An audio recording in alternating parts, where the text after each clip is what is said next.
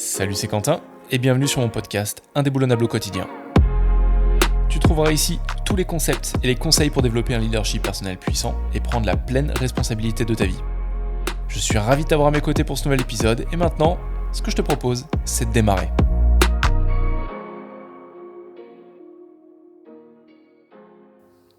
Alors, c'est peut-être parce que ma fille est en train de grandir que je suis en train de retourner un peu dans les jeux vidéo. En tout cas, je me suis réintéressé il n'y a pas longtemps au Pokémon. Alors, j'y ai pas rejoué, mais je me suis dit, tiens, j'ai regardé sur Google un peu où ils en sont. Et ce qui m'a fait marrer, mais j'ai trouvé ça au final intéressant, c'est qu'ils ont, a priori, dans les dernières versions, intégré un indice de bonheur de tes Pokémon. Et ça m'a fait tiquer. Je me suis dit que si, dans les jeux vidéo, ils ont commencé à intégrer des niveaux de bonheur, c'est que c'est un sujet qui doit être quand même sacrément tendance et sacrément intéressant. Tu crois pas ? Bon, en tout cas, ça m'a fait rire. Et en fait, quand on regarde le niveau de bonheur, il y a plein d'études qui sont menées sur le sujet, et il y a notamment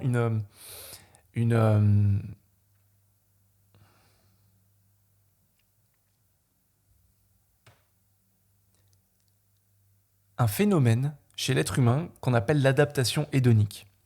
L'adaptation hédonique, ou le tapis roulant hédonique, en fait en anglais c'est l'hedonic treadmill, c'est la tendance observée chez les humains à revenir assez rapidement après un événement relativement difficile, négatif, un truc qui t'a challengé ou un changement de vie important.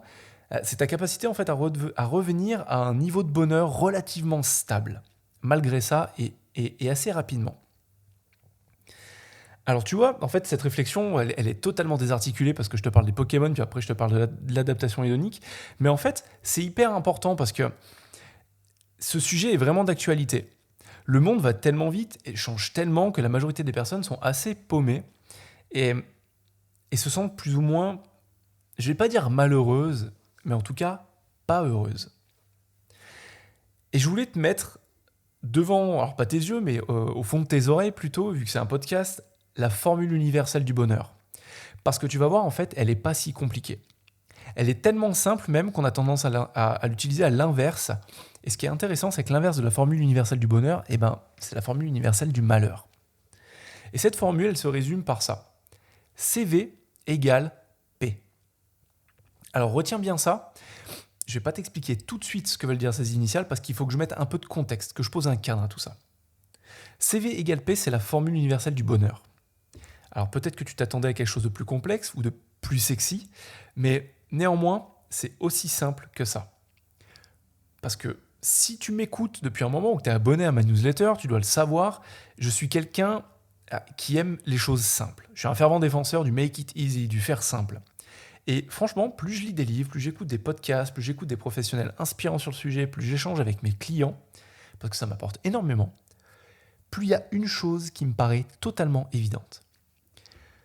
Ce qui fait de nous, en fait, l'espèce la plus évoluée de l'univers connu, alors bien sûr, espèce autoproclamée, ça c'est la force de l'être humain, c'est notre capacité à projeter notre monde intérieur comme une globalité. Et donc, ce qui fait de nous, en fait, l'espèce autoproclamée, la plus évoluée de l'univers connu, c'est finalement, je pense, notre plus grand fardeau. Notre cerveau est capable de choses fabuleuses qui, si elles ne sont pas comprises, engendrent des résultats désastreux. En fait, ce résultat désastreux, c'est que ces comportements vont nous rendre malheureux. Alors bien entendu, notre cerveau, son seul objectif, c'est de nous faire survivre. Dans ce process, il ne nous rend pas forcément heureux et il ne le fait pas exprès. C'est un peu bizarre de parler de lui à la troisième personne, étant donné que c'est lui qui est en train de me faire sortir les mots de ma bouche. Mais c'est simplement que dans sa quête de nous faire survivre 24 heures de plus chaque jour, il a tendance à être constamment inquiet. Une brindille qui craque, il est inquiet. Un enfant qui fait péter un pétard, il est inquiet. Un projet qui prend du retard au boulot, il est inquiet. Un projet qui n'aboutit pas, il est inquiet. Quelqu'un qui semble inquiet en face de nous, il est inquiet. C'est un peu l'histoire de notre vie. Notre principal problème, c'est qu'en réalité, on ne nous a pas appris à vivre correctement avec nos pensées ni avec nos émotions. Donc en fait, on a tendance à prendre tout ça trop au sérieux. Tout ce qui se passe dans nos têtes, on prend beaucoup trop au sérieux. La moindre pensée qui passe, on se dit « Oula, non, il ne faut pas du tout que je pense ça, c'est une pensée horrible ». Mais cette réflexion binaire est 100% humaine. Bien, pas bien. Mal, malheureux, bonheur. On vit dans un monde de dualité. Et le fait de réfléchir de manière binaire et à prendre beaucoup trop au sérieux ce qui se passe dans notre tête, ça nous empêche de vivre convenablement chaque instant. Et c'est en fait ce qui nous rend malheureux. Chacun d'entre nous vit à travers ses propres règles internes. C'est vraiment quelque chose d'hyper important à noter.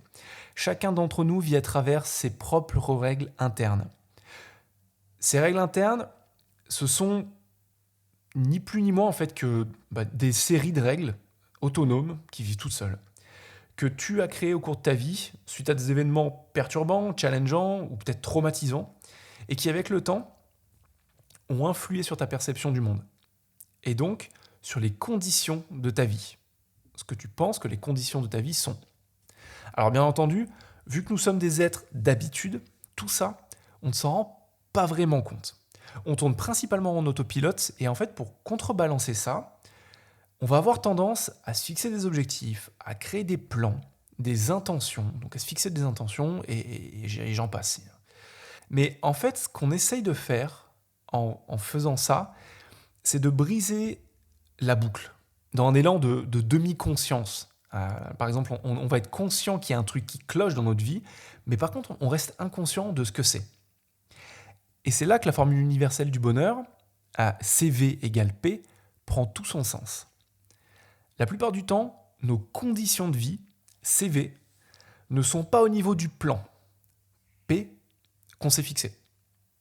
Par exemple, on n'arrête pas de se dire « je serai heureux quand j'aurai atteint tel objectif », sachant que le problème, c'est que cet objectif, il change sans cesse. On vise toujours plus gros.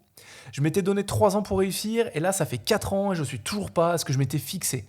On est en mode contrôle, plus. Ma maison est, je sais pas, trop petite, trop vieille, trop sombre, trop humide, trop chaude. J'ai besoin de plus grand, de plus neuf, de plus chaud, de plus froid, de plus sec. On raisonne de manière binaire. Ça, c'est l'histoire de notre vie. À courir vers toujours plus, on perd en chemin le peu d'objectivité dont la nature nous a dotés, et on ne se satisfait presque jamais de ce que nous réalisons. Donc mécaniquement, nos conditions de vie semblent toujours inférieures au plan, qui est tout à fait subjectif, qu'on a en tête.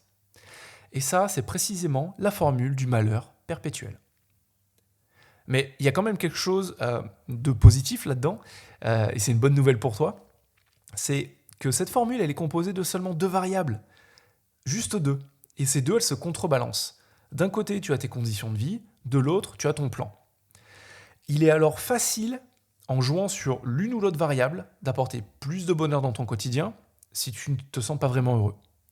Soit tu modifies tes conditions de vie, soit tu changes ton plan pour atteindre cet idéal.